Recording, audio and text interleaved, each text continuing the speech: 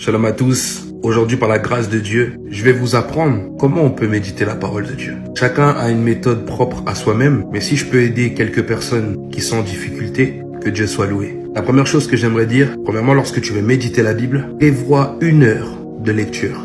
Il est très important, de la même manière que tu peux t'organiser pour ta vie personnelle, organise-toi aussi pour Dieu. Prévois 1 heure de lecture que tu vas entamer dans la journée. Par exemple, 2 heures le matin, 2 heures le soir, organise-toi. Ensuite, trouve un endroit fixe où personne ne pourra te déranger. Troisième point, avant d'ouvrir la parole de Dieu, tu dois prier. Prie pour que le Saint-Esprit t'aide à comprendre les Écritures. Par exemple, Seigneur Jésus, aide-moi à comprendre les Écritures. Parle-moi au travers de cette parole. Instruis-moi. Montre-moi le chemin, le comportement que je dois opter.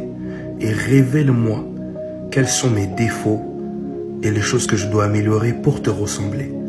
Que cette parole m'instruise au nom de Jésus. C'est un exemple parmi tant d'autres. Tu dois prier en ce sens. Ensuite, tu ouvres. Les gens qui n'ont jamais médité la parole de Dieu, je vous conseille de commencer par le Nouveau Testament à partir de Matthieu. Parce que tu dois connaître Jésus, premièrement. Les évangiles parlent de Jésus-Christ en profondeur, afin de le connaître. C'est ainsi que tout le reste de la Bible, tu le comprendras. Après, Dieu n'a pas de logique. Si tu veux commencer par l'Ancien Testament, vas-y. Ne t'étonne pas s'il y a des notions que tu ne comprends pas, parce que tu n'as pas lu le Nouveau Testament. Pour ceux qui ont déjà lu, sachez que vous pouvez lire comme vous voulez. Laissez-vous inspirer par le Saint-Esprit. C'est lui qui va diriger votre lecture. Et tu peux même demander à Dieu qu'il puisse t'orienter. Un passage, un verset, une histoire. Et ensuite, quand tu es en train de lire, tu dois méditer. Lire, c'est juste lire. Méditer, c'est de se poser, d'avoir un temps de réflexion au travers de ce que tu es en train de lire. Par exemple, tu peux te poser 10 questions. Là, je vous donne un cours que j'ai appris lors des affermissements. Il y a 3 questions pour le côté méditation, 5 pour le côté application et 2 pour le côté mémorisation. Dans le côté méditation, tu dois te poser premièrement la question de quoi ou de qui parle ce passage. Tu dois révéler les personnages qui sont indiqués au travers de ce que tu lis.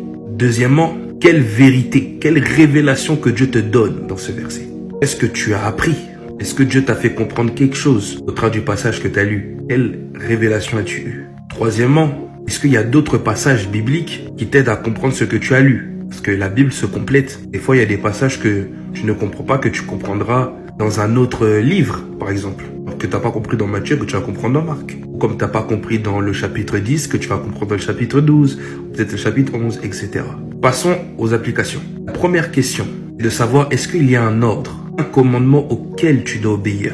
Au travers de ce que tu as lu, est-ce qu'il y a un ordre? Est-ce que Dieu te demande de faire quelque chose? Par exemple, fuir l'impudicité, fuir l'idolâtrie. 5e point. Y a-t-il une promesse à laquelle croire et s'attendre? Par exemple, Dieu dit qu'il a formé sur nous